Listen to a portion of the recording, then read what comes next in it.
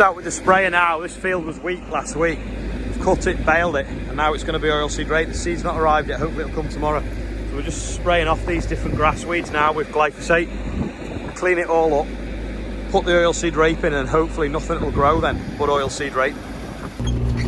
Spraying now, it's a bit bumpy at this end of the field, but look at the rain over there, and that's where the combine's parked, then we want to go combining. Typical. One pass with Andrew's brush, it's done that. Look at his lights. Put his disco lights on the back.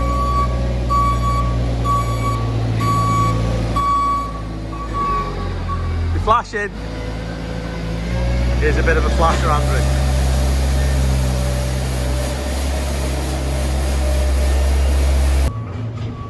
If you remember the other day, I was cutting oilseed rape and I had some hedge mustard seed in it. Well, hedge mustard seed falls out through the dryer. So we've basically got a pile of hedge mustard seed all the way around the dryer, about a foot high. So if anyone doesn't like the neighbours, just sprinkle some of that in the garden.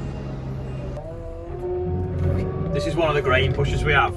This is a shorter one than the one we use in the oilseed rape store, but it's good for getting the wheat piled up in the shed. So we just shove it and we get it to about 4 metres deep, or to the top of them tubes where we can put the fans on the top. So it just helps getting extra capacity within the shed. I'm actually just moving it from one shed to another here, so I'm not actually doing much pushing. I just thought I'd give you a quick demonstration while I've got it on the front of the machine. But it's well handy because you don't have to drive in the product to push it up. The only thing is they take up quite a bit of room, so we generally like leave them on top of the pile of wheat, and then they don't take up any sort of floor space. Look like new that. After its service and the wash. Some sunflower visitors, they're having a quick look around the farm. So where you come from? Shropshire. Shropshire, whereabouts? And have you enjoyed the maize? Yeah. There we go. Mum and Dad are hiding. Roundabout update. We've got cabins off the road. Oh, I can see someone working. Well, he's sat on a dumper. Oh, and there's someone walking around, and there's a digger moving. So we have got progress. 8 months in, we've now got some pipes, some stone, a big puddle. Someone sat on a digger doing nothing. Another digger parked up. A manhole ring. So it is starting to look like a roundabout. Not. It's sat at the traffic lights 5 minutes. He's not moved, and they've all just stood there chatting.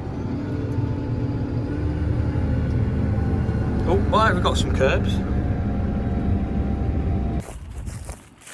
Just in the field now where we left the combine the other night when we knocked off because it was too wet. Well, let's say it was too wet, it was 21%. I'd be happy with that now. I think it's probably about 25 because I've just bitten some wheat now in the field. We're going to try, if we lift the header over the hedge and try and get into the other field without taking the header off. But I think it's going to be ridiculously wet, but we have got some ridiculously dry stuff to mix it with. But we wanted to basically get cutting up here and cut the lot while we're here. But I think if we do that, we'll end up with too much wet grain in the sheds and it'll choke us up for other days. But we'll try anyway, see what's going on. We'll lift over this hedge now and then try and lift over that hedge, but I think the tracks lit them planings and tip me over and won't be able to do it. So we're out over one hedge, just getting over the other one now, and then we're going to see now what happens with these road planes where the combine tilts over and I can't tilt the header enough to correct itself. I shouldn't really be filming this at the same time as I'm trying to do it well, not going to damage anything. Oh, I'm not doing too bad, just skimming the road planes there now. Now the combine's going to tip over that way, so we'll lift the header over. Oh, we've done it, we're in, I'd say. Yeah, oh well, pretty good. Just watch the back end in the mirror. Oh well, that was alright. I thought we'd have to take the header off.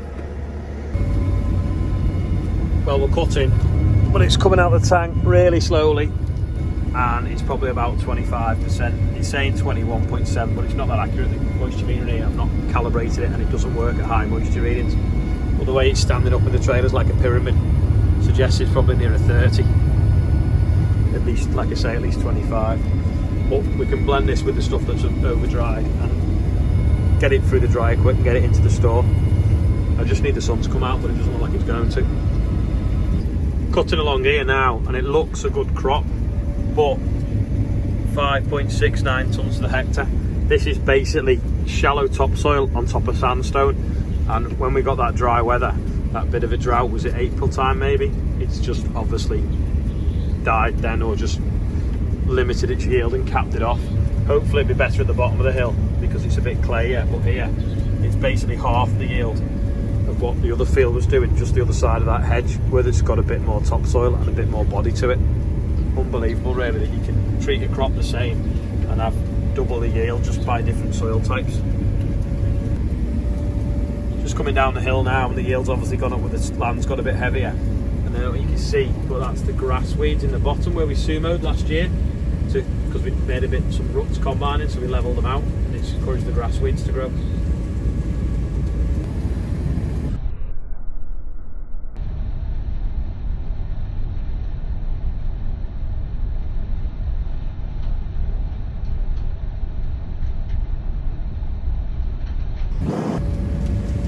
Fox there just mooched out the crop, wondering what's going on. Oh, can't go over the row of straw. There we go. Yeah, there. It's not running away much, is it? Just still empty now. Classer here, taking pictures of the auger to work out whether it's putting stuff in the right place in the trailer or not.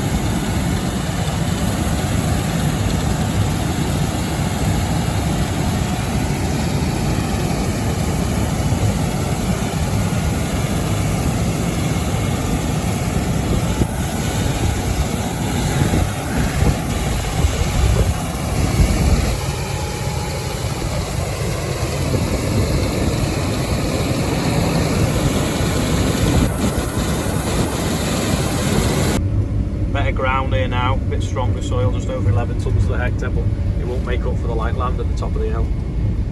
Got James here riding out the camera. So we've finished that field on the top of the hill now, just driving through the rape stubble now into another wheat field, different variety. 25% we're cutting out today, which is wet, but we're getting through it, and class have just been here just checking up as they were passing, measuring something on the header auger so they could check that everything was set up properly.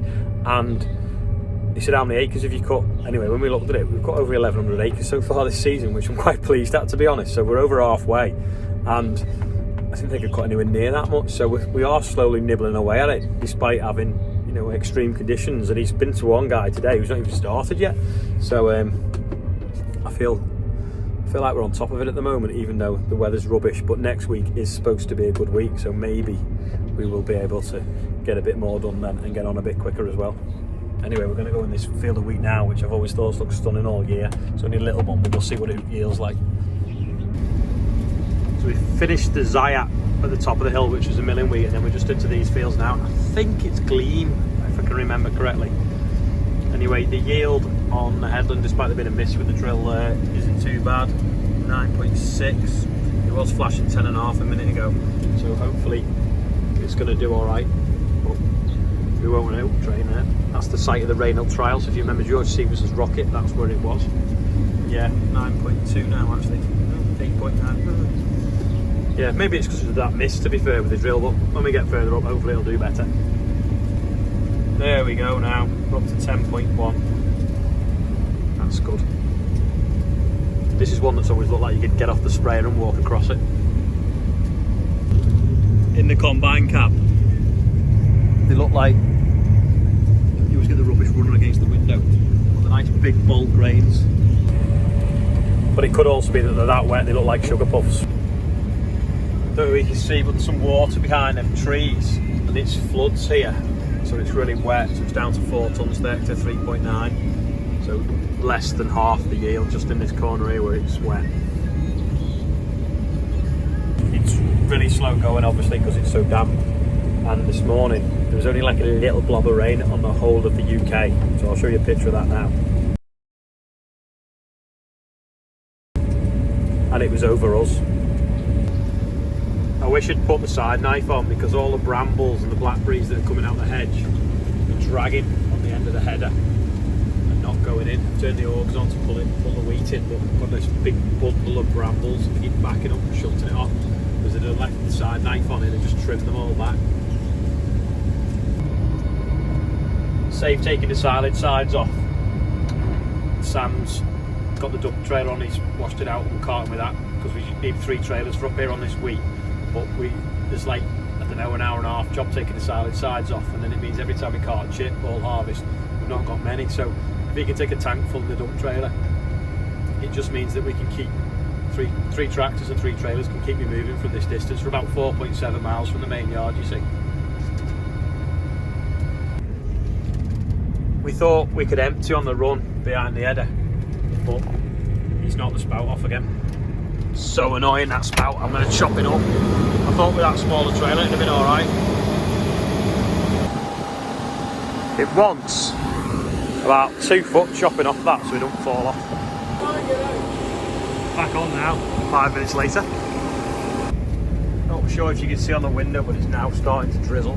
So we're just going to fill that trailer and call it a day, because at 25% moisture it's only going to get worse, and it's getting quite late in the evening now. I think it's about 8:15, so we'll call it a day after that. But we filled both drying floors and the dryer's running as well, so happy days. Right, yesterday was a really successful way of people telling me what the weather was like. So what's it been like with you today? Has it been hot? Has it been cold? Has it been dry? And has it been wet? Let me know in the comments below, and then we can try and work out whether it was just me that was unlucky today. If you want to watch another video, click there. If you want to subscribe, click here. And thanks for watching. I'll see you tomorrow. Don't forget, if you're a new subscriber, tell me where you're watching from. Oh, and here's a guest outro from Farming Life Hill Rooks. Quickly, one last thing. If you've made it this far to the end of the video, don't forget to click like.